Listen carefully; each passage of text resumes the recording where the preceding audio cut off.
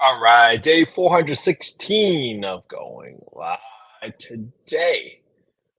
We're going to pick up in the same zip code we're looking at yesterday, 35228. And today I was actually looking at five-bedroom properties. Just trying to see what's going on here in this market. And you can see that this is probably for 175. Interesting. And this is probably for 35228. It's like half the floor needs to get replaced, but then it's like they only did r- flooring for one room and bathrooms for one of them. I don't know what happened here, but it seemed as if they just did half the work and walked away from it. So this property it's across Route 11 from Wilkes. So this is good because we were looking at comps yesterday in this area. So today, what we're going to do is we're going to look at this single family home as is if we were buying the property on the market using conventional financing, meaning a 20-25% down payment, and seeing whether or not this property is going to cash flow, assuming we have a pretty heavy rehab. I mean, this doesn't look good. I think it's going to be a pretty heavy rehab today. Where is the kitchen? There's no pictures of the kitchen. I'm assuming there's no kitchen. All right. So for this property, 1720 Breezendine Drive, Midfield, Alabama, 35228. This property is listed for $90,000. I'm gonna guess this property is gonna require more rehab than the other property that we looked at yesterday, which is 500 square feet smaller. So let's go ahead and go through this property. So roof, I want to only replace the roof. This property is 2,028 square feet, 2028. Siding, I'm assuming I'm gonna replace some amount of siding on this area. $500 for some landscaping. Okay, that's pretty typical. Interior paint. I'm gonna start to repaint the entire home. 2028. Some of the walls look like we can use a little bit of work. Maybe I'll do half the work. 2028 divided by 2. I'm assuming I'm gonna replace all the flooring in all the homes because who knows if that was a pretty shoddy job on that one room that they did. I'm gonna assume I'm gonna put in a low end kitchen right here. Replace 2 of the toilets, high pressure flush toilets, and actually I'm gonna do one toilet and then just replace total remodel for another bathroom because it seems like they only show pictures for one bathroom and not the other bathroom. So this gives me a total rehab with HVAC and an air conditioning unit and a new water heater. Gives me total rehab about $84,000. Great, $84,000. Let me delete this. This I added $10,000 originally, so this gives me 84 grand rehab. All right, so for my monthly income rent, if I go to affordablehousing.com and I go to the owner section and I go to the market rent estimator, I want to plug in we'll plug in the address right here, 5 bedrooms. And I'm going to see that, oh, there's no way the rent for a 5 bedroom in this area is 2,188, right? Because this is for a 8.63 mile radius, which is a really, really big radius for 25 units. So you might be getting some very luxury homes, for lack of better words. So what I'm going to do is I'm going to show you, hey, if I were to look up 35228 properties for rent, I'm only looking at 5 bedroom properties. I can see in this area, and you remember correctly, right? Wilkes is right here, so my property's right around here. The closest 5 bedroom properties around here is this property right here that's been on the market for 1450. Now this is a little slightly smaller square footage, but this property isn't in bad shape. But it's been on Zillow for 50 days, and they've only had 12 contacts. Okay, well that seems like it's overpriced because as a general rule of thumb, I would like to see for every day it's on Zillow to have at least one contact. So I would not go above 1450 because the market is essentially telling us that, hey, you're probably not going to get anything above this. Now, there's a property over here, again, on the east side of the 11, but still pretty far away from this property because you're going across many major roads. 5-bed, 2-bath, 1937 square feet. Again, this is a lot closer to the condition of the home that I would like to renovate the property towards, right? And very similar square footage, but again, different zip code. This property is on the market for 1,600, and it's been on the market for 141 days. Imagine you can't rent your home for almost half a year. That's a little scary, and you've only had 26 contacts with 0 applications. So again, if I were to be conservative and use the right rents, I'm probably going to use 1450 and nothing higher than that because I don't want to be on the market for more than 50 days and only have that little amount of contacts. Frankly, I could probably go lower, but I've seen 4 bedrooms go for 1,400, so that's why I'm confused that this 5 bedroom's not renting out for 1,450. Maybe it's because people don't have those 5 bedroom vouchers very often. Okay, so I'm gonna put 1,450 right here. All right.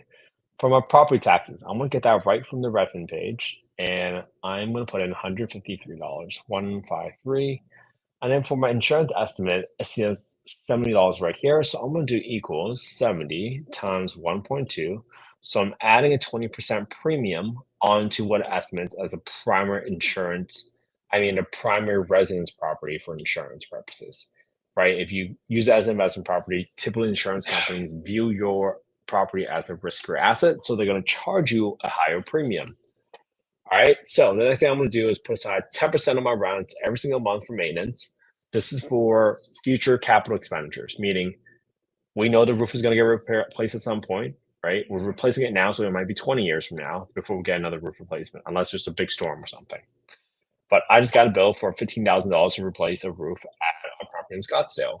And if you did not set aside 150 bucks every single month for 100 months, then all of a sudden when you get a bill like that, you're going to realize that you didn't make any money. And that's a very bad position to be in, for you to overestimate your profitability because you underestimate your expenses by a significant amount of 10%. All right. At 10% for property management, I got 5% for vacancy. Property management is just what I've been quoted in this area now. And then vacancies, obviously, just accounting for any vacancies in your property because at some point they're going to be empty, right? So that's lost revenue. So that's why we put this into our expenses as well. Now, for my down payment, I'm going to put 25% down in F19. And for my down payment, it's going to be equals to my asking price in B4 multiplied by my down payment percentage and F19. That's going to equals to 22,500. All right. I got $10,000, 10% of the property set aside for closing costs, which I think is a little high. Let me lower that back down to 5%. Yeah, that seems a little bit better. You got renovations of about $84,000. Okay, if I underwrite this property for my financing amount, so my financing amount is going to equal to my asking price in B4 minus my cash to seller in E19. So I'll be financing 67.5K using a rough estimate of about 7.5%. Now, if that is the case and I can truly rent it out for 1450, in this scenario, right? Assume I rent it out for 1450, I can cash with $379 a month, but my cash and cash return is only 4.1%. So you might be asking yourself, hey, why on earth would I go through all this pain to a heavy rehab for $84,000 on a $90,000 property only to make 4.1% on my investment?